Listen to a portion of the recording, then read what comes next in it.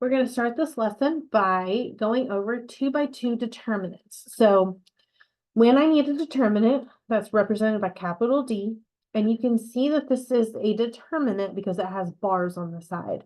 Last lesson we did matrices, and matrices kind of have these brackets on both sides. This is not a matrix, it has these 2 bars right here. So that tells me automatically, without even this D, that I need the determinant. And if I have a determinant with A, B, C, and D, which those are all numbers, to evaluate that determinant, we're going to cross multiply and subtract.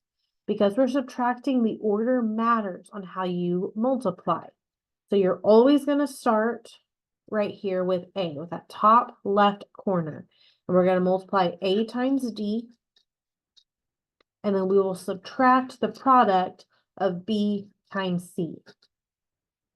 Okay, it is really important that you cross multiply going this diagonal first and then subtract this diagonal here. So, for example, calculate the determinant. If I do A times D, we have A is 3 times D, which is 1, minus from my formula, B is 5 and C is 2. So we have 3 minus 10 to get -7. All of these determinants will be one number answers. You can see if you cross multiply the other way and we do 5 times 2 to get 10 minus 3 times 1 to get 3, we're going to end up with a +7. So the order matters because it's going to change that sign. So let's do this again over here. We have 4 times -9 for -36 minus from my formula -1 times 10, which is -10. So minus a negative makes that a positive. And so my determinant here is -26. Okay, one more time.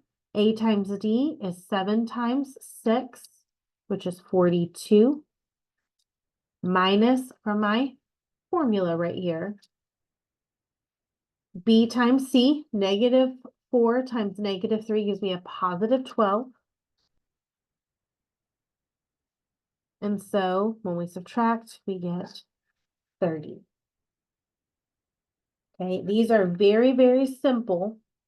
This minus throws a lot of people off, so be careful with that minus. And it is super important that we can do this. As simple as this is, we make mistakes on this often, and if we can't do this, we really can't do the rest of this lesson. So please rewind this and rewatch it if you need to see this again.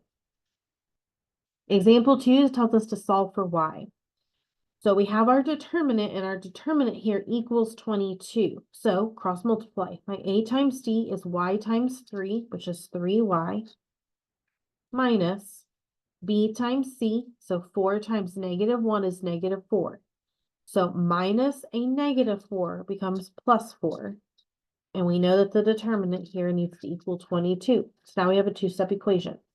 Subtract your 4 over, and then divide by 3 to get y is 6. Okay, again, determinants.